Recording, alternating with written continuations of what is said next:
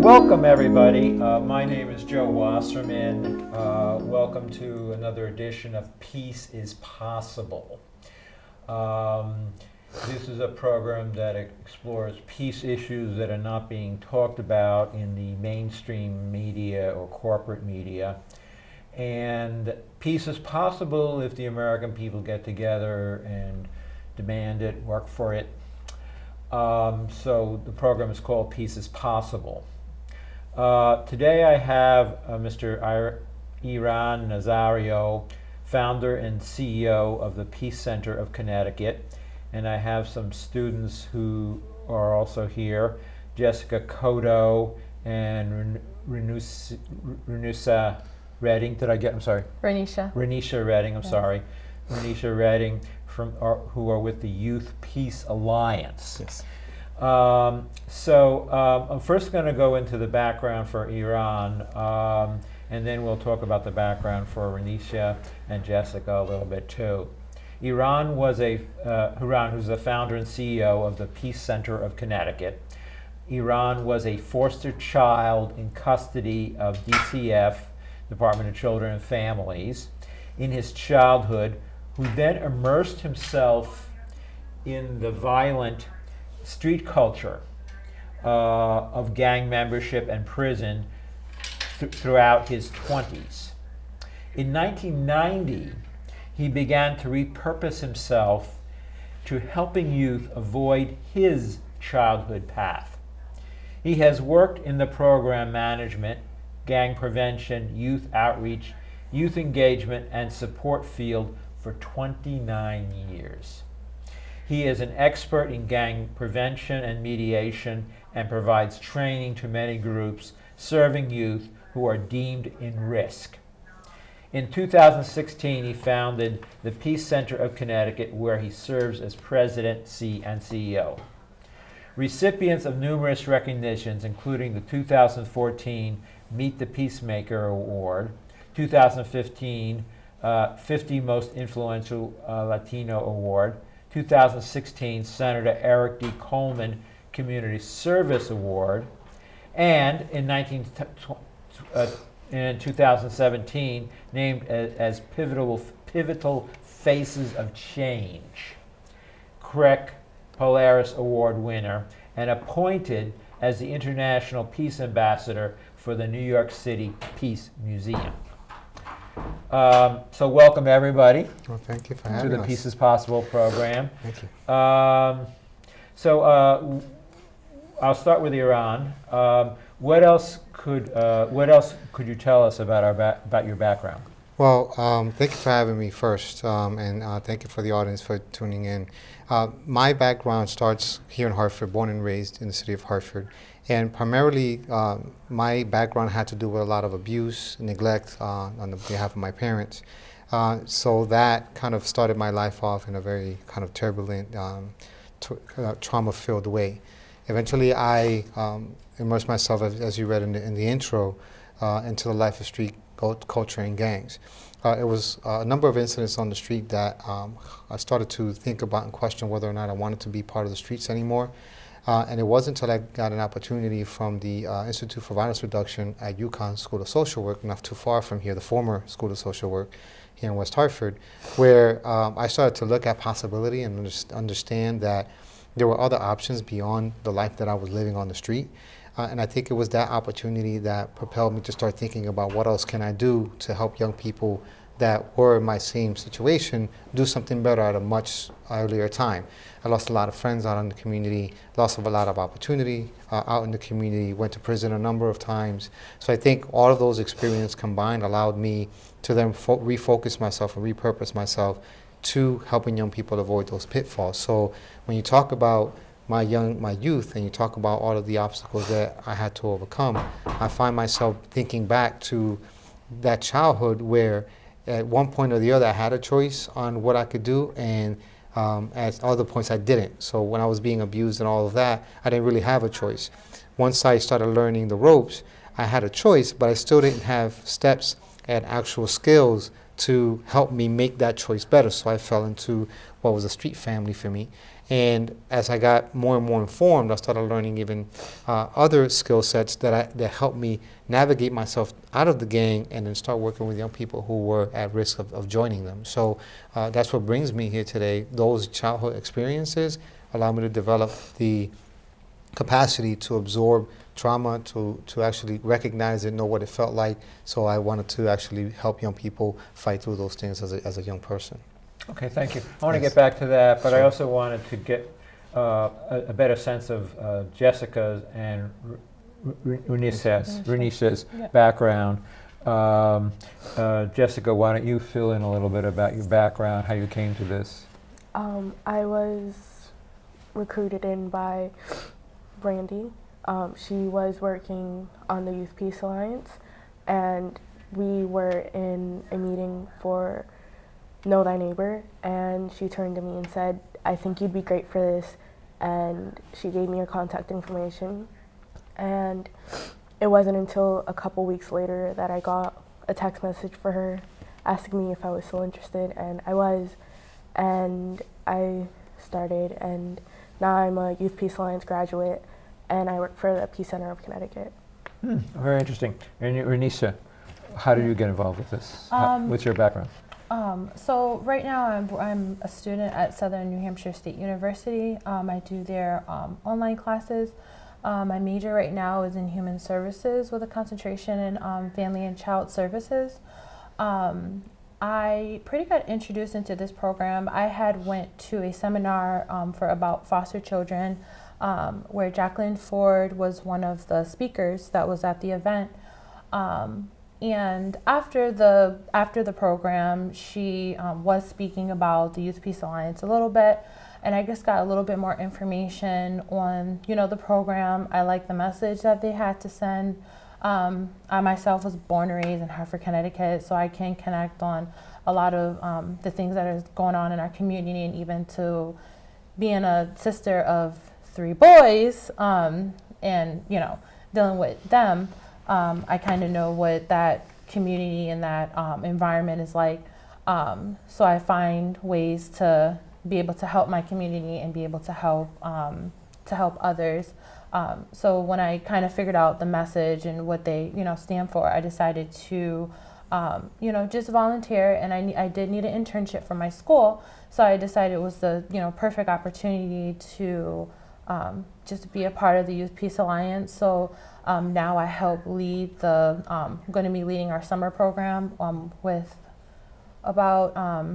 leading with a couple of kids every other week during the summertime to speak about peace and ways to kind of do classes to lead our youth. Yeah. Okay.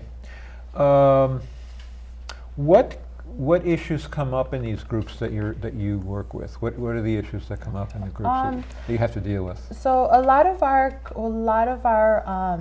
classes are pretty much we come up with different activities to teach children how to deal with certain situations.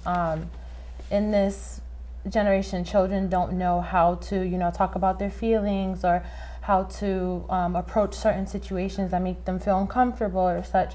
So we try to teach children to be leaders, to be that person that steps up and says something, or to be able to help that person. Mm-hmm. So by pretty much showing children, teaching them these little tools and steps to kind of be that leader in this new day and age, we're able to kind of just provide the children with the tools to be better leaders and to be a better example. Good. What is a peace advocate? Well, I think a peace advocate is someone that is current on the issues of different communities and advocates fiercely to make sure those communities have peace. So, because peace advocate can be so many different things, because peace is so broad, it can mean different things to different people. So, Mm-hmm. peace advocate is someone who represents a certain population, a certain community for the better good of that community in the arena of peace. So, if peace is needing to reduce the levels of domestic violence or gang violence or animal cruelty or whatever the case might be, those individuals then become that advocate, that voice for challenging whatever it is that's causing that system, that issue, and they help repair it, they help make it better, and they help be the voice of that community. Mm-hmm. Yeah. How do you do your initial outreach to those who are involved with gangs right now? How does someone who's involved with a gang or find out about your program? How do you find out about them? How do you connect? Well, in my career of over 29 years of doing street outreach work and youth mentoring, I've gotten very familiar with what's happening in the community. So there are a number of ways that we do that. One is we reach out to our local community people, right? We say, where do you live? What's your community? These are the services we provide. Second, we work closely with law enforcement to understand where the trends are and what's happening in the communities.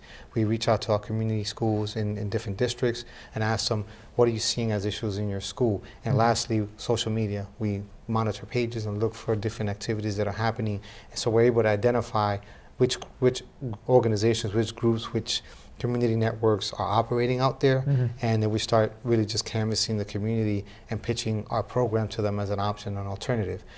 When I was in the gang, I didn't have that alternative being pitched to me, so I just kind of fell deeper and deeper. We want to be able to be that solution, so by posting videos or participating in events or just sending out our information to different groups around the city that can then share what we're doing, that's how we're engaging individuals. I also am a first responder supporter with the city of Hartford, where if they have an incident of a shooting or anything like that and they need my assistance based on my experience, I actually come in and help ease the tensions and mediate some of the conflicts. So you actually meet individuals out there when you're doing that type of work. So that's how we meet some of the individuals, and they learn about us in many different ways. Plus, you know, having done the work for so long, I know some of the parents, uncles, cousins, and folks will trust and call and say, I need help with my son or my daughter or whatever the case might be.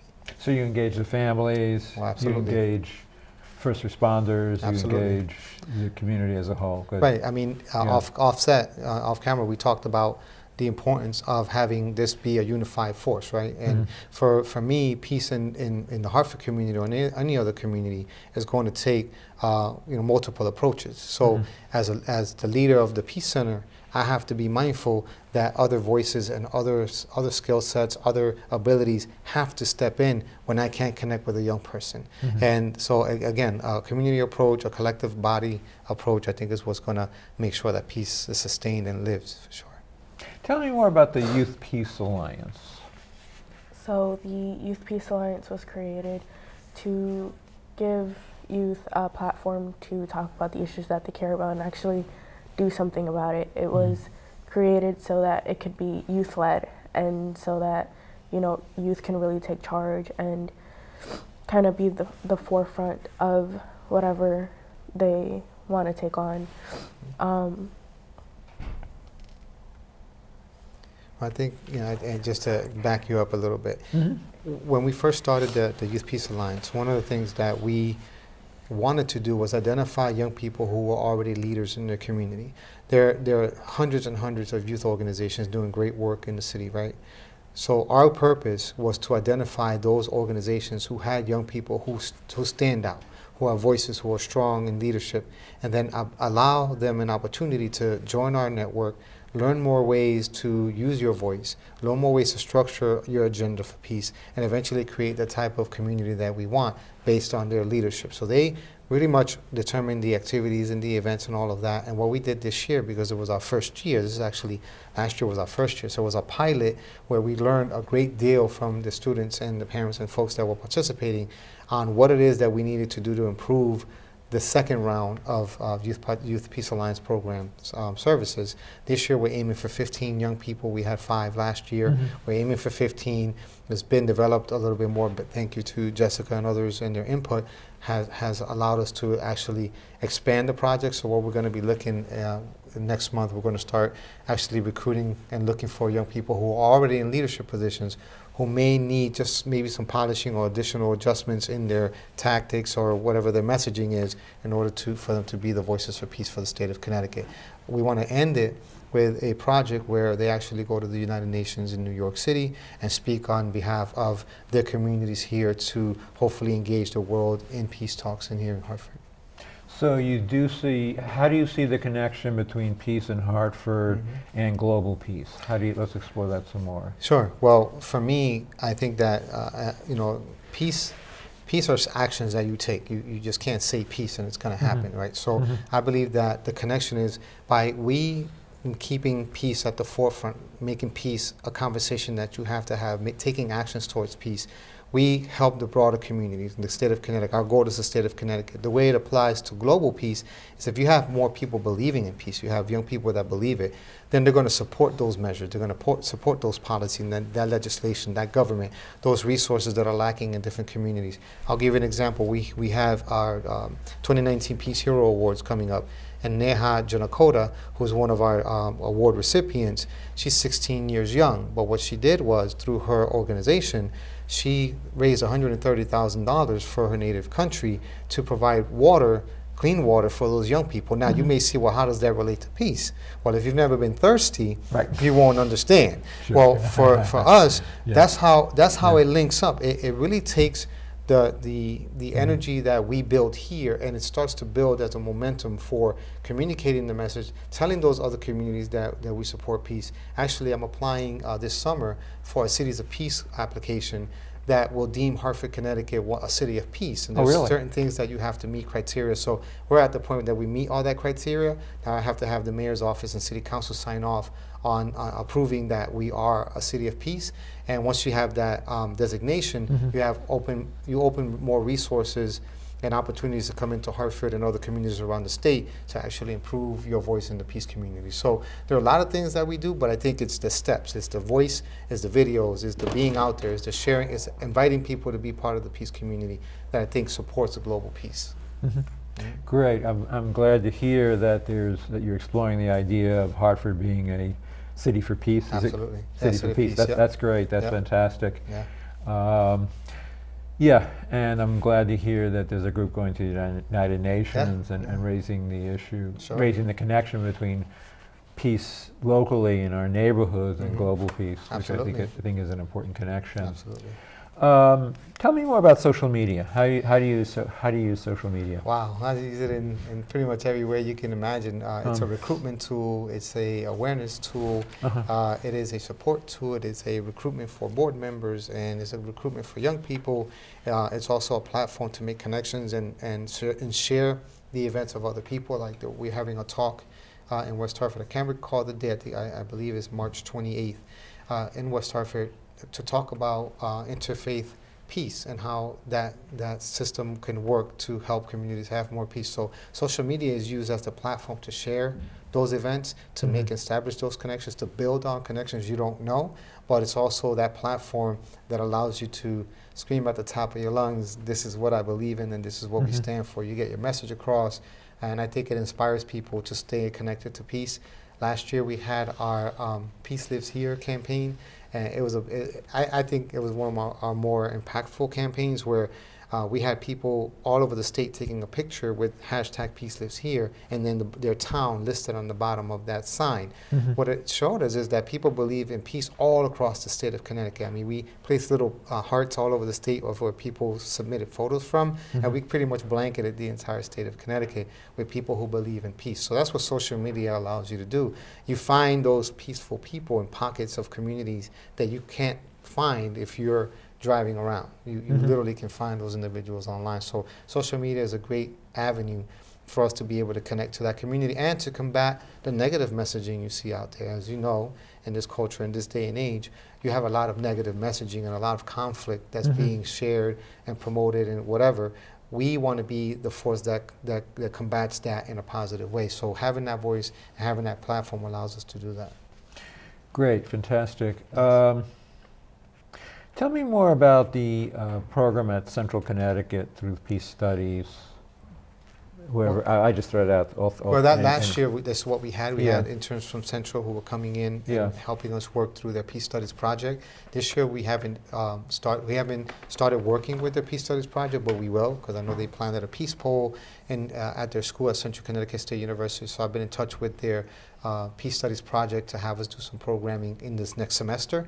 Last year, what we really did is I would go in and actually work with the Peace Studies program, and I would teach a number of lessons on how to reduce violence and prevent violence in their community, and these young people would then create papers and assignments and look at projects that they could use to help the peace community. So that's our relationship with Central to the extent now. You'll in the future, please follow up with us. You'll see where we actually enhance that connection and build upon that relationship. Great, fantastic. Thank you. Yeah, fantastic. Mm-hmm. What do you think is the priority now for your project? Well, I think for the Peace Center of Connecticut, I consider 4 pillars of service, right? So initially for us is really establishing ourselves as a central hub for peace efforts across the state of Connecticut. And by that I mean that we want people to see us as a resource for the entire state. So the most important piece of it is really being able to become a host site for information and resources regarding peace across the state of Connecticut. So whether it's hosting events, having pamphlets and booklets and information, we just launched a 1-800-PCT contact number. So we want people not only in the state or beyond the state of Connecticut to be able to call us and count on us to know who in our community is working for peace and share that information. We have our Youth Peace Alliance, which again, will be our first full year of actual service. So that's another area of focus. Building our Legacy Hall, our Peace Legacy Hall, which is the 2019 Peace Hero Awards and our class from last year. We're going to combine those classes, and the goal is to have those peace heroes that are awarded that award actually teach classes on peace to anyone in the community that's interested. And then lastly is providing our technical assistance and support services and training and professional development to organizations looking to become more peaceful and more impactful and working with their young people. So that's kind of like, it's a mouthful, but those are our 4 pillars. And I think that in being able to build on those 4 pillars, you'll see a different level of service coming into our facility. And I think you'll see a greater connection in networks. We are also going to have a series of what we call peace conversations. Our next one is either May 8th or May 15th. We're still working out the details, where we're going to be interviewing young people directly impacted by gun violence or other types of violence and determine what it is that causes them to be violent. What are the factors that contribute to that? And so that's another project that is a key project for us this year. Okay. Yeah, in looking at your website, you featured the peace conversations. Yes. As I remember that. Yes. And it was part of a recent conference you had. Yes, we had Yeah. senators come in to the project and really begin to have the discussion about gun policy and how gun policy impacts our city of Hartford residents who may not know about the policies that have been enacted or passed that impact how they live, what they move, what can they do to actually feel safer around guns. So, okay, thank you. Yeah, I know you had some connections with both Senator Murphy and Senator Blumenthal. Yes. Maybe you could fill in a little bit about that, their role. Yeah, well, I think what we did is when we initially started the discussion for having a session around guns and the voices that needed to be heard that generally do not have a voice. My connection to them was for them to be honest and genuine about the work that they're doing in Washington and here locally to really support what they call effective gun laws that protect the average person in a city. Because again, if you follow the news or you follow the trends in inner cities, we see traditionally an increase in gun violence either every summer, or we've seen gun violence at a high level for many, many years. So my relationship with them was, how do I send this message, or how do I communicate what your efforts are in Washington and here locally to a community that is so immersed in that violence that sometimes they don't have an opportunity to listen to what you're saying or what you're advocating for. So that was the level of our connection. They're great supporters of the Peace Center, and they want to see obviously Connecticut be more peaceful. So that's how we kind of got connected. Okay. What kinds of policies have you advocated for at the local, state, and national level? And what policies have you been able to implement, or what policies are you working for right now? What policy changes? Right. Well, as far as policy, we have not enacted or passed any policy. We've supported other groups who are lobbying for certain policies. So, Moms Demand Action, Newtown Action Alliance, and a number of the other groups who we've partnered with to be a voice and a supporter for them. So, when you talk about bump stock and you talk about ghost guns and all of those things, we support those individuals who are looking to hopefully create sensible gun laws and protections to avoid those weapons from becoming part of our street culture or getting onto our streets. So that's the extent of our approach or extent of our efforts.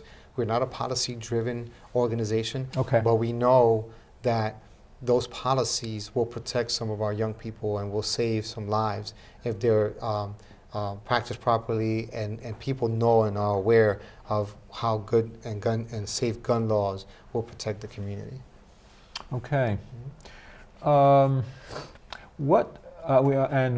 only have 2 minutes left, but just very quickly, you're in Hartford. What other parts of the state do you have branches? Well, we have one branch in Hartford. We're looking to hopefully branch out into the New Haven area fairly soon. We're working on that right now. But through our efforts, we work in every community. I've been pretty much all over the state of Connecticut, libraries and conference halls and events and all kinds of support and fundraising events. So our location is 157 Charter Oak Avenue in the city of Hartford. But through our efforts, we work in every community across the state. The goal in the future is to have satellite spaces in different communities across Connecticut.